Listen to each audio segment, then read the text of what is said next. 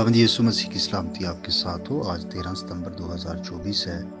मत्ती रसूल की मार्फत लिखी गई इंजील मुक़द्दस की आयत बाय तफसीरी मुताला को जारी रखते हुए आज हम 25वें बाब की 24वीं और 25वीं आयत पर गौर करेंगे। और इसमें ये लिखा है, और जिसको एक तोड़ा मिला था वो भी पास आकर कहने लगा, ऐ खुदावंद, मैं तुझे जानता था कि तू सख्त आदमी है और जहाँ नहीं बोया वहाँ से काटता है और जहाँ नहीं बखेरा वहाँ से जमा करता है। बस मैं डरा और जाकर तेरा तोड़ा जमीन में छुपा दिया।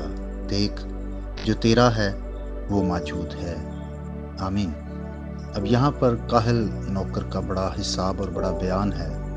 उसने अपने हक में एक उज़र पेश किया। अगरचे उसे सिर्फ एक तोड़ा मिला था तो भी उसे इस एक तोड़े का हिसाब देना पड़ा। जिसको जितना मिला है उसे उतने ही का हिसाब मांगा जाएगा, ज्यादा का नहीं। हमारे पास जो कुछ भी है उसका हिसाब जरूर रखें। अब देखिए, वो बड़े इत्मीनान से क्या कहता है कि देख, जो तेरा है मौजूद है। अगर मैंने उसे दूसरों की तरह बढ़ाया नहीं तो भी ये कह सकता हूं कि मैंने उसे कम भी नहीं किया। वो सोचता है कि इस तरह मेरी बात बन जाएगी, तारीफ ना भी होगी मगर महफूज रहूंगा। दीनदारी के काहिल दावेदार खुदा के लिए बहुत कुछ करने से डरते हैं मगर उम्मीद करते हैं कि हम मेहनत करने वालों के बराबर कामयाब रहेंगे। अब देखिए, वो इकरार क्या करता है कि मैंने तेरा तोड़ा जमीन में छुपा दिया।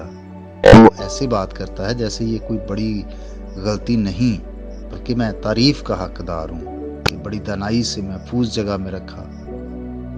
वो बहाना क्या करता है कि मैं जानता था कि तू सख्त आदमी है, बस मैं डरा।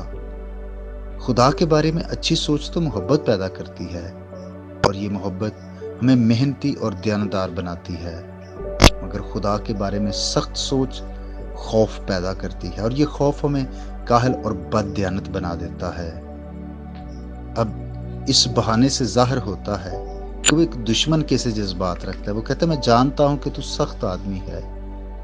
यूं जिस बात को वो अपने दिमाग में पेश कर रहा है वही उसका जुर्म बन गई। वो कैसे इत्मीनान से कहता है कि मैं जानता था कि तू सख्त आदमी है। और वो कैसे जानता था कि वो सख्त है? खुदा तो भला है, जमीन उसकी शफकत से मामूर है। वो अपनी सूरज को नेको और बदो दोनों पर चमकाता है और रास्तबाजी और नारास्तों दोनों पर मींह बरसाता है। वो हर एक को रिज्क मुहैया करता है। फिर वो कैसे खुदा के बारे में सोच सकता है कि वो सख्त है? अफसोस कि उसके अंदर एक गुलाम की सी रूह है। कहता, बस मैं डरा। खुदा के लिए ये गलत जज्बा इसलिए पैदा हुआ कि खुदा के बारे में उसका तसव्वुर गलत था। सख्त ख्यालात हमें खुदा से दूर भगाते और उसकी खिदमत से रोकते हैं। चाहिए कि हम खुदा की मोहब्बत को समझें और उसने जो कुछ हमें दिया है, चाहे वो ज्यादा है या थोड़ा है, उसको खुदा के लिए और खुदा की कलीसिया की तरक्की और बेहतरी के लिए इस्तेमाल करें।